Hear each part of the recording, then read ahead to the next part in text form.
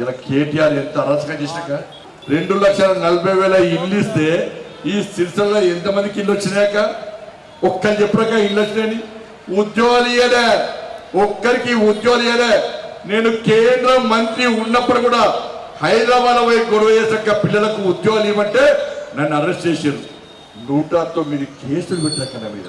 సిరిసిల్లకు కేసీఆర్ కొడుకు వచ్చినా, కేసీఆర్ అల్లుడు వచ్చినా, కేసీఆర్ వచ్చినా కూడా వీళ్ళందరి లోపడేసినాక వీళ్ళందరి మీద కేసు పెట్టినాక కేటీఆర్ అప్పుడేమో పోలీస్ కేసు పెట్టి నా మీద, ఇప్పుడేమో లీగల్ నోటీస్ ఇస్తాడు.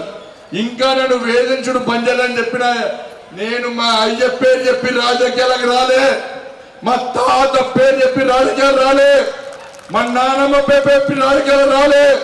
నేను భాజపా ఈ కరీంనగర్ జిల్లాలో దేశం ధర్మం సమాజం అనే ఒక నినాదంతో ఈ పేద ప్రజల బతుకులు బాగు చేయడం కోసం లాఠీ దెబ్బలు తిన్నా, జైలుకు పోయినా, కేసులు భరించినా, అరే కేంద్ర మంత్రిగా ఉండి ఇప్పటి కూడా కోట్ల చుట్టూ తిరుగుతున్నాక నేను మీకోసం చెప్పండి చౌరస్తాకి వచ్చి, ఈ సిరిసిల్ల చౌరస్తాకి వచ్చి అంబేద్కర్ గారి కాళ్ళ మీద ప్రమాణం చేసి నువ్వు ఏం చేసినావు, నువ్వు ఎంత సంపాదించినావు, నీ అయ్య పేరు చెప్పొచ్చి బండి సంజయ్ని భారతీయ జనతా పార్టీ కార్యకర్తలను ఆడిపోసుకున్నాక లోపడేసిండు. 2 రోజులు 3 రోజులు లోపడేసిండు.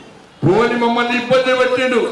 ఏమన్నా అభివృద్ధి చేసిండా అంటే ఏం చేయలేదు. 24 గంటలు బండి సంజయ్ తిట్టుడే. నేను వెనక మళ్ళీ వస్తాడు, రేపు మళ్ళీ తిట్టాడు. బిడ్డ నన్ను ఇట్లా టార్గెట్ చేసి తిట్టినవనుకో మళ్ళీ ఇదే చౌరస్తాకి నేను వస్తా, నీ బండారం మొత్తం బయటపడతా. నీ రాజకీయ బతికేందో, నీ రాజకీయ భవిష్యత్ ఏందో చలో ఈ సిరిసిల్ల గడ్డ వేగ తెలుసుకుందాం. నేను సిద్ధం, నువ్వు సిద్ధమా చెప్పు, నా సవాల్ స్వీకరించు.